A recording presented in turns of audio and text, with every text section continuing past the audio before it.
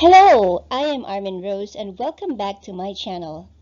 Let me segue for a while before we continue with the lesson. I've been studying the analytics over my brief hiatus and I discovered two things. First, that I apparently have regular viewers from other countries, so thank you for supporting this channel, and because of that, I will be delivering all the lessons in English from now on, especially world history, since I know this subject is in every country. And I will also re-upload the ones I did in Filipino to also be in English. The second thing I discovered is that half of my viewers are not subscribed, so please like and subscribe so I can keep making videos. Now, on to the topic of this video, which is the evolution of man. The Greek philosopher Anaximander of Miletus had the idea that organisms evolve over time, and this idea dates way back to 500 BCE. He speculated that all life came from the sea. Now, the evolution by natural selection as a scientific theory was proposed by Charles Darwin and his counterpart Alfred Russel Wallace in the 19th century.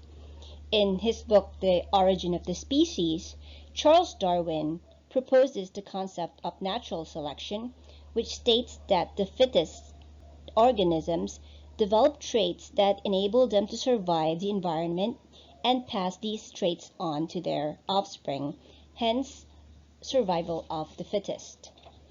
So if the environment changes, the traits that ensure survival in that environment will also gradually change over time, causing evolution, and this applies to all organisms or life as we know it on Earth.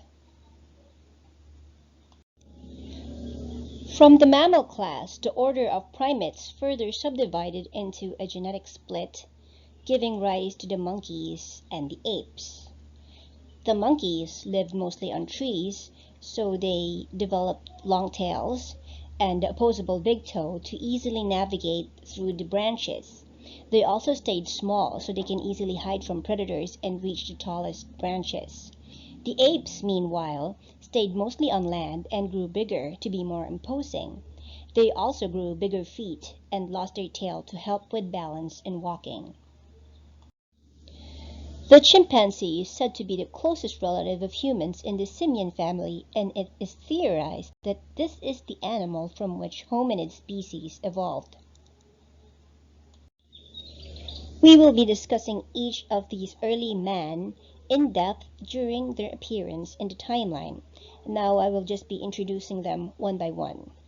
So the Australopithecine is the first hominid or human-like creature discovered by anthropologists, and this is an artist's rendition of what an Australopithecine would look like. The Homo or human species evolved from the Australopithecines. The first known Homo species is the Homo Habilis or the handyman. This is followed by the Homo Erectus or the upright man. The Homo sapien, or the thinking man, is divided into the Neanderthals and the Cro-Magnons, which are the precursors to the modern man.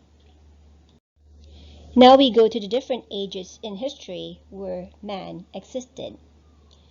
The Paleolithic Age is from 2,500,000 to 10,000 BCE.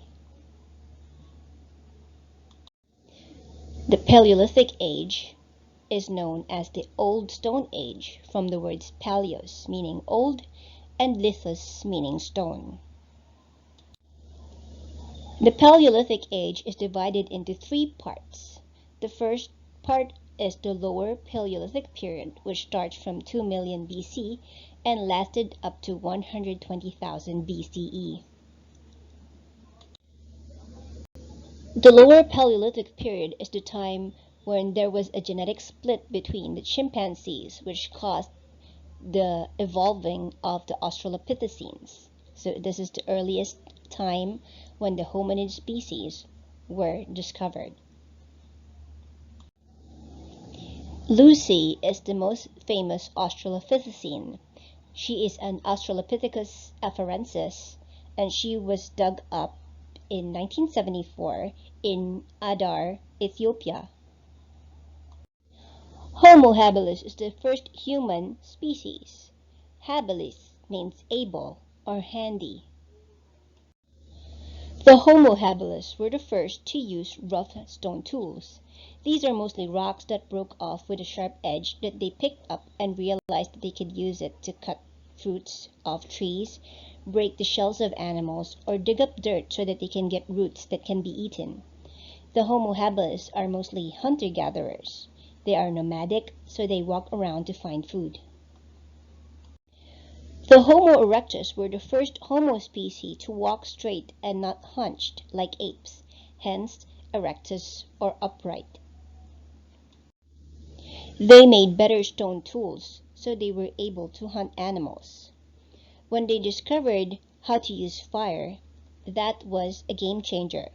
They were able to keep warm at night, they were able to use fire as protection from their predators, and most importantly, they were able to cook their food, which means they were able to get better nutrition. This revolution of knowledge caused the evolution that would make the Homo species superior to other organisms. They evolved bigger brains.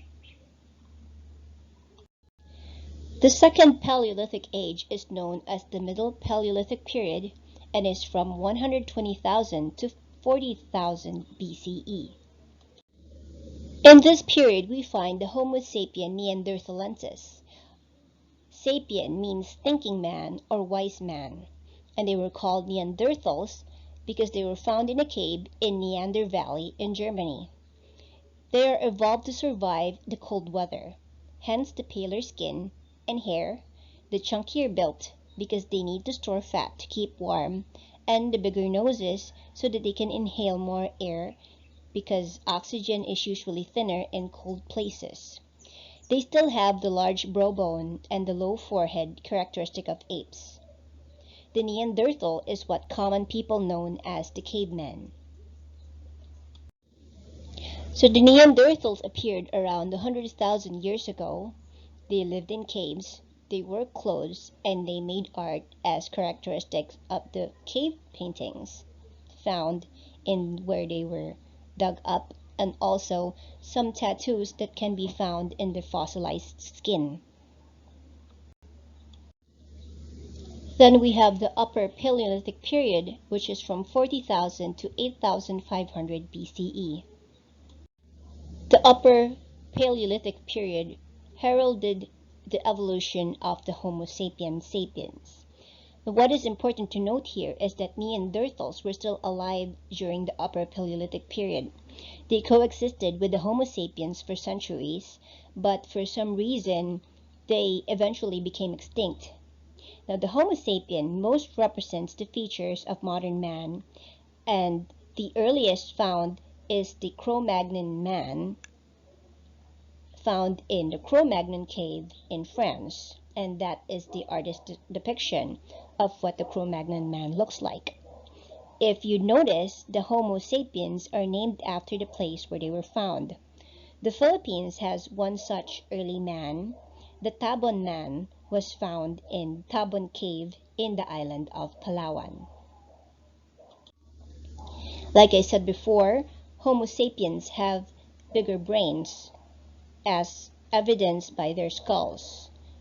The bigger skulls of the Neanderthal and the Cro-Magnon man means they have bigger brains inside. Because of their bigger brains, Homo sapiens can process more information. So they probably noticed that the seeds that they ate and threw to the ground sprouted, and they decided to do this intentionally. Now, because they learned to plant, they finally have a stable food supply. They don't need to keep moving around. And also, they need more people to work on planting and harvesting. So they formed tribes or groups of families living together. These tribes or families usually build their communities near river valleys because the river provides the people and their plants with fresh water, and the valley protects them from the weather. The next period in history is the Neolithic Age, which lasted from around 10,000 to 4,000 BCE. The Neolithic Age is also known as the New Stone Age, from the word neo, meaning new, and lithos, meaning stone.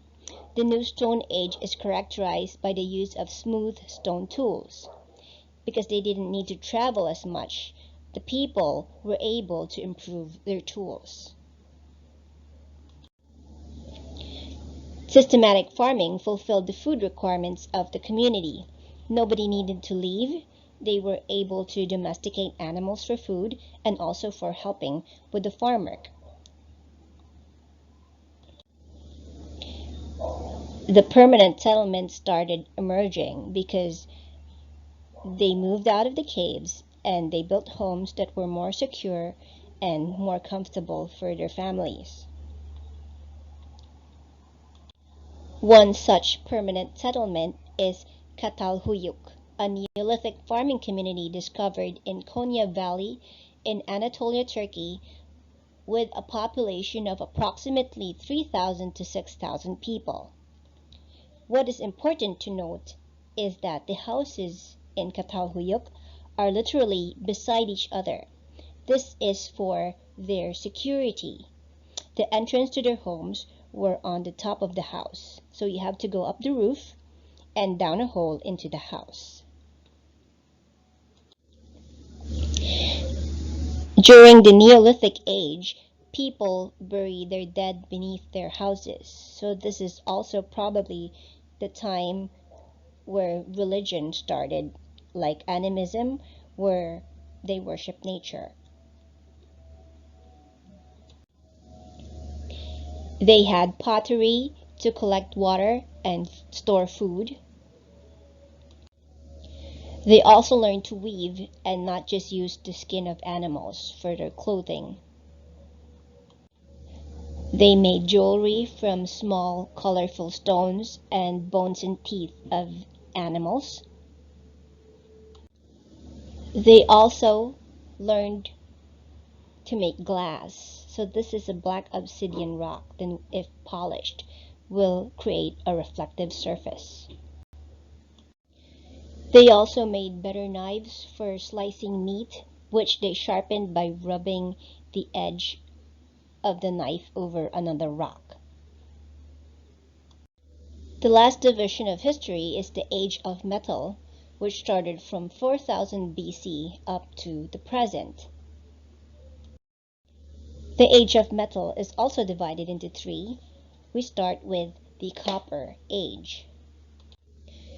The Copper Age started at different times. It started at 4000 BCE in Asia, 2000 BCE in Europe, and 1500 BCE in Egypt.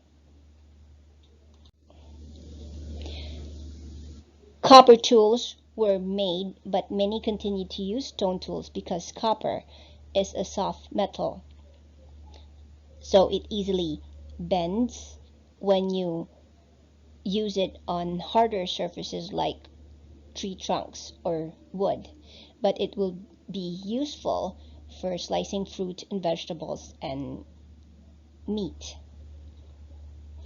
Now, this was also the time when tribes started to attack each other for food and weapons, so they needed to find a material to make better weapons to either protect their tribe or take over a weaker tribe. This led to the second age of metal called the Bronze Age.